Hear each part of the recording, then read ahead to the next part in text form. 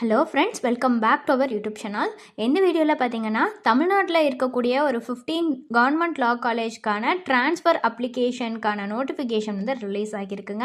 இது பற்றின டீட்டெயில்ஸ் எல்லாமே நம்ம இந்த வீடியோவில் பார்க்க போகிறோம். அதுக்கு முன்னாடி நம்ம சேனலை நீங்கள் இன்னும் சப்ஸ்கிரைப் பண்ணாமல் பார்த்துட்டு இருந்தீங்கன்னா சப்ஸ்கிரைப் பண்ணிக்கோங்க.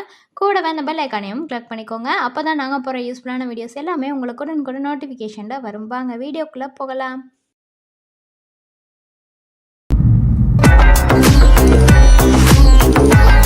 ஸோ இந்த 15 கவர்மெண்ட் லா காலேஜஸ்க்கு பார்த்திங்கன்னா ட்ரான்ஸ்ஃபர் அப்ளை பண்ணுறதுக்கான நோட்டிஃபிகேஷன் ஒன்று ரிலீஸ் ஆகியிருக்கு. இது பார்த்திங்கன்னா ஜூலை 1 வந்து இது ரிலீஸ் ஆகிடுச்சு.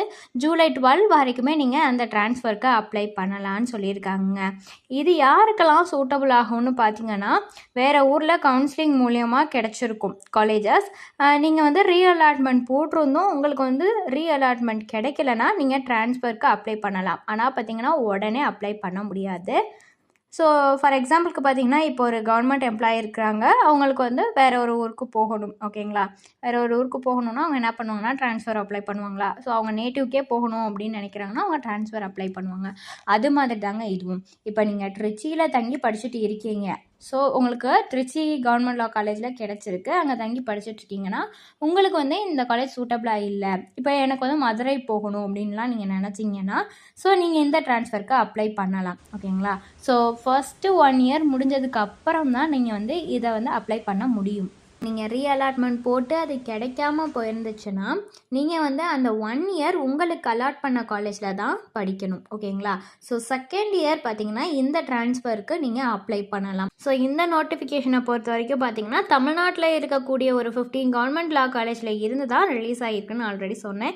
இது பார்த்தீங்கன்னா 3 இயர் LLB கோர்ஸ்க்கான அப்ளிகேஷன் ஓப்பன் ஆனப்பே வந்து இந்த நோட்டிஃபிகேஷனுமே ரிலீஸ் ஆகியிருக்கு. ஸோ அந்த நோட்டிஃபிகேஷனில் என்ன சொல்லியிருக்காங்கன்னு பார்த்தீங்கன்னா, 2024-2025 கல்வியாண்டு ஒரு அரசு சட்டக் கல்லூரியிலிருந்து மற்றொரு அரசு சட்டக் கல்லூரிக்கு இடமாற்றம் கோர விரும்பும் மாணவர்கள் கீழ்காணும் விண்ணப்பத்தை பூர்த்தி செய்து விண்ணப்பத்துடன் நடப்பு கல்வியாண்டிற்கான கல்வி கட்டண ரசீதின் நகல் மற்றும் தரவரிசை பட்டியல் பெற்ற மதிப்பெண்ணின் நகல், அதாவது xerox copy of rank list ஆகியவற்றை இணைத்து 12/7/2024க்குள் அலுவலகத்தில் ஒப்படைக்குமாறு கோரப்படுகிறார்கள். இடமாற்றம் கிடைத்த மாணவர்கள் எக்காரணம் கொண்டும் வழங்கப்படும் இடமாற்றத்தினை ரத்து செய்ய கோரக்கூடாது எனவும் தெரிவித்துக் கொள்ளப்படுகிறது அப்படின்னு சொல்லி ஒரு நோட்டிஃபிகேஷன் விட்டுருக்காங்க. இதில் என்ன ஆக்சுவலாக சொல்லியிருக்காங்கன்னா, உங்களுக்கு வந்து ட்ரான்ஸ்ஃபர் அப்ளை பண்ணுறதுக்கான அப்ளிகேஷன் ஃபார்ம் ஒன்று கொடுத்துருப்பாங்க.